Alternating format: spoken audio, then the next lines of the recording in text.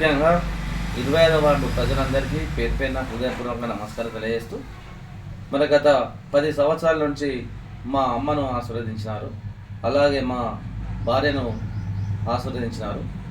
మరి ఇప్పుడు నేరుగా నాకు అవకాశం వచ్చింది. మరి నేను ప్రజల సమస్యల కోసం నేరుగా పోయి మున్సిపల్ ఆఫీస్లో మీటింగ్లో మాట్లాడే అవకాశం నాకు వచ్చింది. మరి మీరందరూ నాకు అవకాశం కల్పించాలి.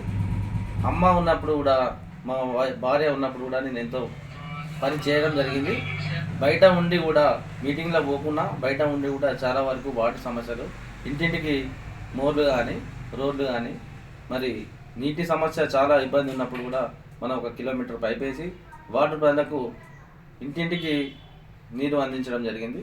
వేములవాడ పట్టణంలో ప్రతి వార్డులో కూడా బిందెలు బయటకు వచ్చి రోడ్డు మీద ధర్నా చేయడం జరిగింది.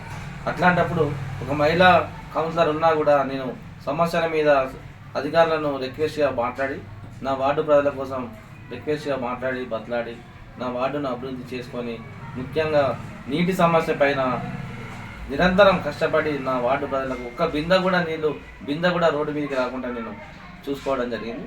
మరి ప్రజలు అభివృద్ధికే ఓటేస్తారని నేను అనుకుంటూ, మరి ఇక్కడ ధన బలం కాదు, అభివృద్ధి మాకు ముఖ్యమనే నినాదంలో మా వార్డు ప్రజలు కూడా ఉన్నారు. మరి నన్ను భారీ మెజార్టీతో గెలిపించాలి, మా వార్డు ప్రజలందరూ కూడా నన్ను ఆస్వాదిస్తారని కోరుకుంటూ, మరి మాకున్న కాలనీలో రాజీవ్ నగర్ ఒకటి, మార్కండే నగర్ ఒకటి, రెండు వార్డులు మాకు 25 వార్డులో కలుస్తాయి. ఏ రోజు కూడా ఈ 10 సంవత్సరాల నుంచి రాజీవ్ నగర్ ఒక కన్ను, మా మార్కండే నగర్ ఒక కన్ను లాగా నేను భావించాను. ఎప్పుడు కూడా వాళ్ళకు అందుబాటులో ఉండి, నా వ్యక్తిగతంగా కూడా వాళ్ళకు ప్రతి ఒక్కరికి సహాయం చేయడం జరిగింది.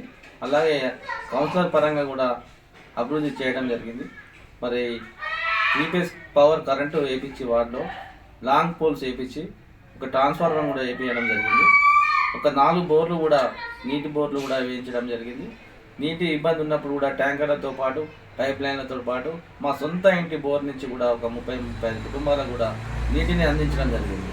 మరి ఇప్పుడు కూడా ఒక 2 సంవత్సరాల నుంచి మా ఇంట్లోనే నేను వాటర్ ప్లాంట్ మిషన్ పెట్టి మన వార్డు ప్రజలకు కూడా ఉచితంగా కూడా శుద్ధ జల నీరు అందించడం జరుగుతుంది.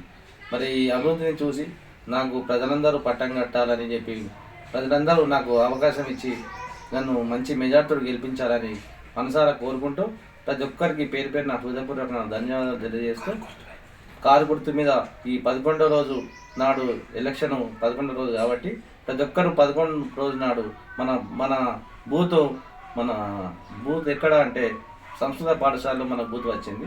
11 నాడు వచ్చి కారు గుర్తు పైన ఓటేసి నన్ను మంచి మెజార్టీతోటి, భారీ మెజార్టీతోటి గెలిపించి నన్ను ఆశీర్వదిస్తారని చెప్పి మనసారా కోరుకుంటున్నాను.